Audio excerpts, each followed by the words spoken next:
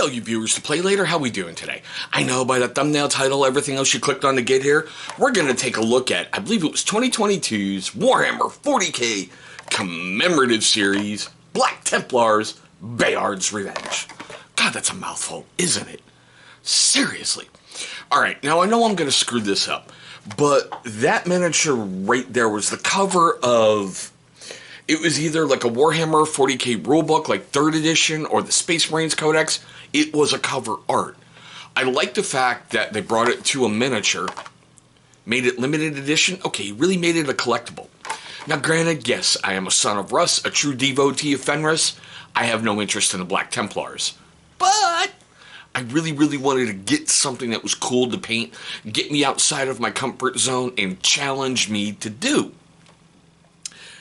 I want to state up front, I tried desperately to do the Black Templar armor like the War Hipster did with contrast paints. I had to make some changes because I didn't like the look of certain things for me, but still, far be it for me to criticize the War Hipster. That man is a genius with contrast paints. Now, there's the back of the box. I do love the artwork on there. They gave you 2 versions. Basically, you can do the helmeted head, which I chose, or the helmetless head. Now, I bought it at my local gaming store for about 45 bucks. Currently, as of filming this video on Tuesday, January 17th, 2023, it's currently on Amazon at $56.95. It says Prime, but it's like a week out, so is Prime really Prime anymore? I mean, let's get real there, okay? I'll check Games Workshop later when I post this video. If it's cheaper on Games Workshop's web store, I will leave the link there. Now, before I show you the model, we got to get into all the usual fun, all right? What struck me was there was no plastic in the box. Well, I should say the plastic holder in the box. Okay, no big deal. Like with everything with Games Workshop, it comes on a sprue. The only piece I did not use was the helmetless head. Now, what I like is, if you've ever built a model car, hopefully you can see it on there. There are numbers on that sprue. So basically, Games Workshop guides you to where you have to go. You get the neat little assembly booklet, which I think is cool. Real easy to follow instructions, how to put it together. All right, even... Are there any symbols on here? Nope, they even have, yeah, like right here. See where it says no glue? Like the sword inside the orc? But still. Alright, there's that. I know you guys are like, come on, fat boy. Let's see how you painted this thing. So, I really wanted something a little bit striking and a little bit different, okay? I knew for a fact when I was doing that orc and that sword stuck in him, I really wanted a blood pool coming out of him.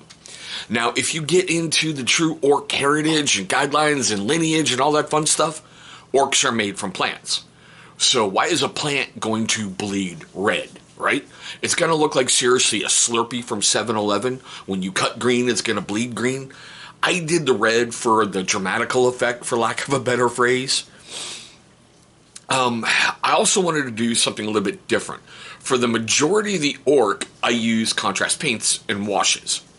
That was it. Well, excuse me, speed paint from Army Painter and washes. That was it. I used a lot of dark tones on the pants to really help shade them in as best as I could. I'm sorry about the lighting. I went as simple as I could with the rocks because I found a really, really good formula, but with the orc being that close and everything, I didn't really want to risk the dry brushing, even though I have that rounded tip, attacking the orc. I started the orc with a base of Dark Angel's green and built up from there. And the one thing with the War Hipster, he used a deep blue to start the black and then went over it with a black. That was okay for me in certain areas, but it looked really weird. So I had to add a little bit more black washes in there and some other things. I used my patented red, not patented, excuse me, my preferred red method on, the little Oath of Moments coming off his backpack, if you want to call him that. I used what I've learned for leather on the gun pouch. I just went for really simple dramatic effects to really make the overall thing pop. I wanted the contrast on certain areas. The one thing that I did a little differently, I didn't really get it covered up as much as you can see there on the pauldrons. I didn't like the white. my channel. Anybody surprised? Anybody? But still, I built up from white to like a grayish to got it a little bit darker, then gave it some black washes. I wanted him to be different than the usual Emperor's, well, the Emperor's Children? What now?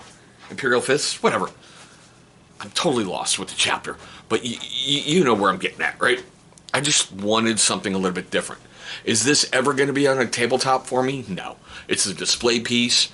I used a lot of Army Painter grass tufts, which, by the way, those are really, really easy to assemble. If you guys don't know how, I'm going to have a future video on that. They're really, really simple, and they can really be striking and dramatic when you mix up a bunch of their tufts. Or, if you're in a one environment area, okay, like those I think were wasteland tufts. Alright, I'm good with that. But still, there's my boy. Is he ever going to see the tabletop like I said? No. I saw it. And I'm going to be bringing some other figures to my channel. Just guys that I want to paint to get out of my comfort zone, if you can follow me there. Just something different and something a little bit out there. But still. Now, I want to know that's two. How do you feel about like Bayard's Revenge? Do you think they did great bringing it from the concept art to the tabletop? Now, if I made you laugh, made you cringe, made you cry, made you do any of that during this video, please hit that big old thumbs up. It's only got to show love and support for the channel. And where did I put that? Of course. And that is always appreciated. But there we go, guys. My quick look at my painted version of the Black Templars. Why am I saying Emperor's Children or Imperial Fists? God, it's early morning. You know, Bayard's Revenge. I want to thank you for watching this one. I hope you're having a great day today, a safe day today, and seriously, I mean this every time I close a video. I hope one day to meet all of you across the tabletop.